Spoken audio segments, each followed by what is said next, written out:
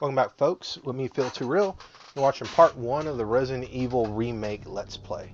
So it'll be the first survival horror game we are playing for the channel, and it's a pretty special one. This is actually my second survival horror game I've played. Actually, I wouldn't even consider Resident Evil 4 a survival horror. It's more of an action game at that point. But Resident Evil 1. So I played this game quite a few times after it came out. Actually, long after it came out, and it's quite a fun game. It's not as scary as I remember it when I was a lot younger. But I want to go ahead and talk over the opening movie. We're going to select Chris as the character we're going to play as, because Chris's route is the canonical route, I think. Jill's is the easier route, but there's some stuff that at the end that shouldn't happen, but it does happen. So Chris is our guy we're going to play. So a few things about Chris. His route is harder because there's a limited space in his inventory. He only has 8 slots, I believe. I'm trying to think. I think he has 6 or 8. I think he has 6. And Jill has 2 more slots. And those 2 more slots make all the difference, especially when she has the lockpick. And the lockpick will play an important part at the very beginning of the game. Chris will have to rely on old keys he finds. But Chris has more HP. He does tend to shoot faster, draw his gun faster. He has a higher critical rate. But as you can see here with the opening movie, people were eaten by other people, cannibals. But we'll find out that that's not the case. They were eaten by zombies. And so this is actually taking place after Resident Evil 0, and Resident Evil 0, of course, takes place before this game. So we're going to get some first-person action here. And the only person they were able to find was Kevin. No! That music tone. But one thing I didn't know, because I just had a horrible TV when I played this for the first time, but I didn't realize that Jill and I think it's Frost, are actually right next to each other. So when I played this again, just now, for the channel, I didn't realize the 2 of them were together. I didn't realize that Frost and Jill were next to each other. So the whole time that, like right there, I didn't know that Frost was right behind Jill. But I never realized that and then what happens to Frost right here, Jill's just literally watching for like 5 minutes that this dude is about to get, spoiler alert, eaten by Rottweilers. So, lowers his gun, and that's when all the bad stuff just starts happening. Man-witch! Ah! So, all this is happening. I guess Jill is shooting at him. Or shooting at the dogs, not at him. But, for someone who's one of the main characters of Resident Evil, she sure did miss all her shots in her handgun. Assuming this is the same handgun that is used in the game, she missed 15 shots. And she forgot to reload. And, I think honestly, if I was watching a guy getting eaten by undead Rottweilers, would probably have that same reaction. But luckily, she's going to be saved by Wesker. Or Chris. I forgot who took the shot. Maybe it was Chris. I think Chris was the one who took the shot, because Wesker is the one who saves them right here. And honestly, I had no intentions of let's playing this game. But Mrs. Too Real was like, hey, why don't you play Resident Evil for the channel? I really want to see Resident Evil. I'm like, okay, why not? But Brad is the helicopter pilot, and Brad's like, you know what, I'm going to be a sensible one. There's a lot of danger I'm getting out of Dodge. And I guess Chris was going to let the dog bite his huge muscles, because if you played Resident Evil 5, who hasn't, he punches boulders, so maybe he was hoping the dog's teeth would just break on his forearm. But with that, we make it to the mansion, which is where this game takes place, and this is where our story begins with us. So enter the survival horror.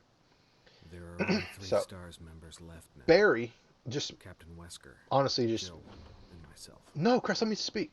We don't know where Barry just, I guess, just got abducted by aliens. Because Barry just disappeared. Barry, where's Barry? Where's Barry?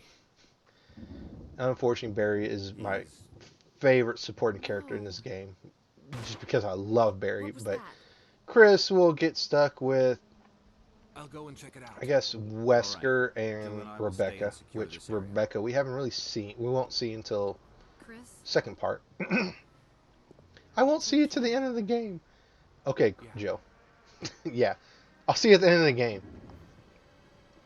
But this game, um, it will not be a perfect run if you're hoping for that. I'm sorry, but this will not be a less than 3 hour run with no saves and all that.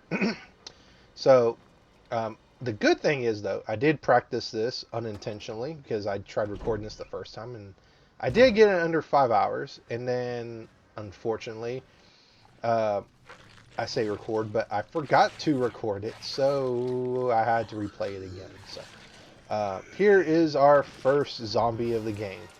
And that, I believe, was Kevin?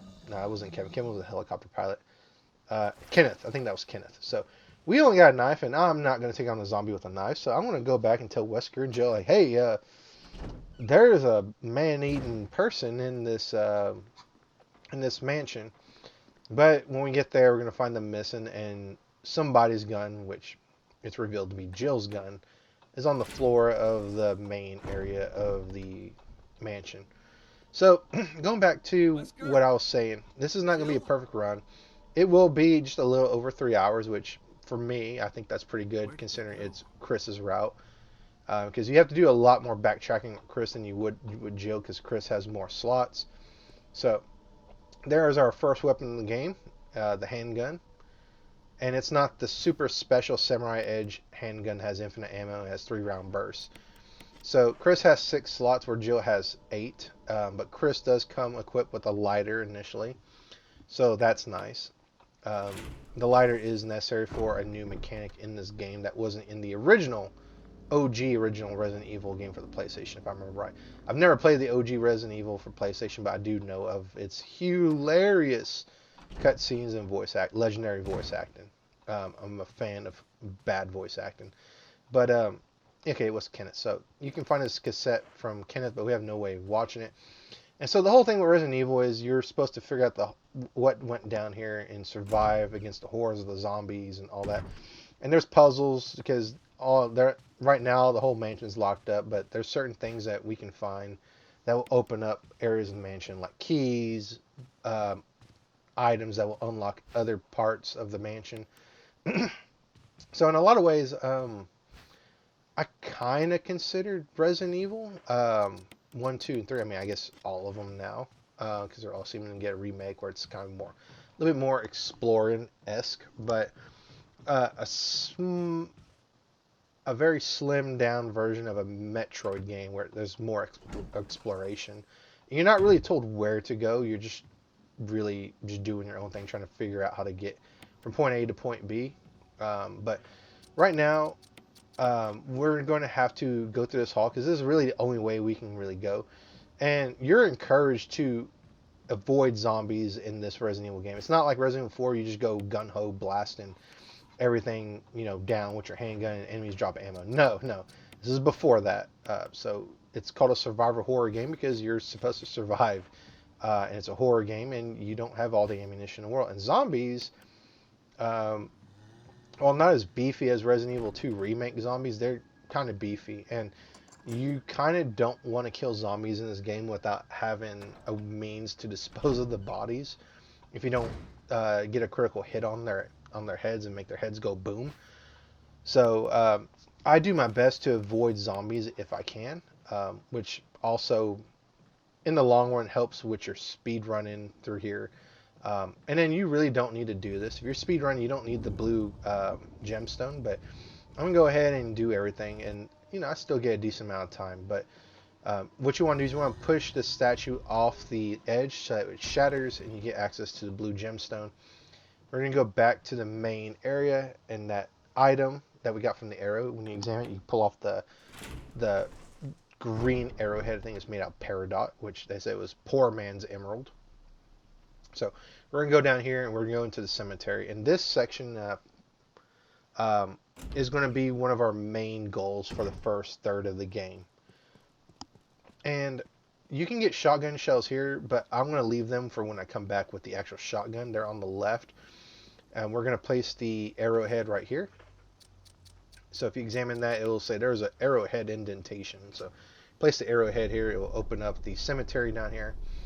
and then this will allow us access to this catacomb, or yeah, just go with the catacomb, um, where there's going to be 4 tombstones that have masks that we have to place, which we don't have any of them, and that will be one of our main goals for the first third, like I said.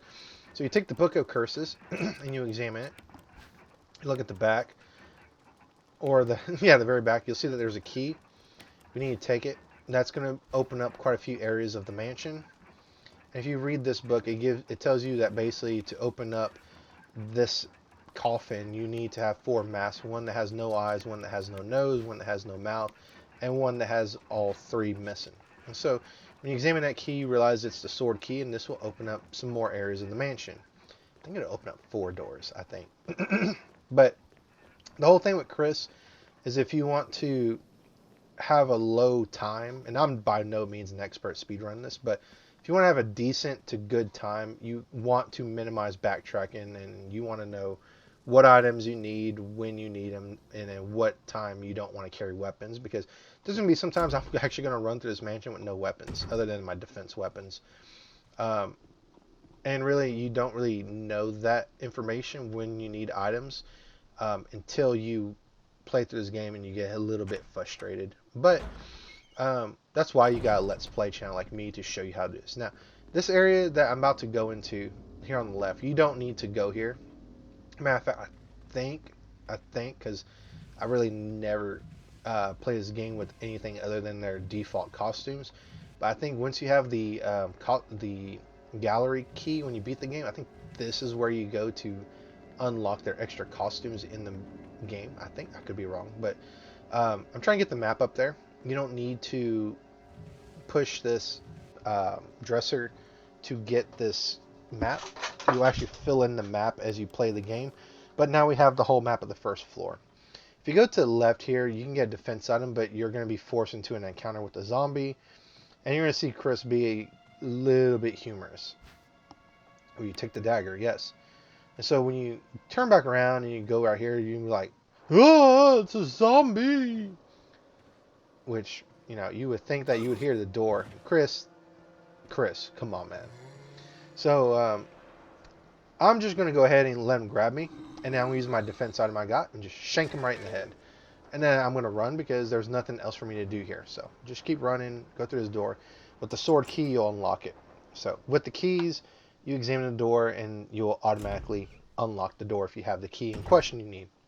So here, this area, if I remember right in the original game, which I've never played, but I've seen Let's Plays of it,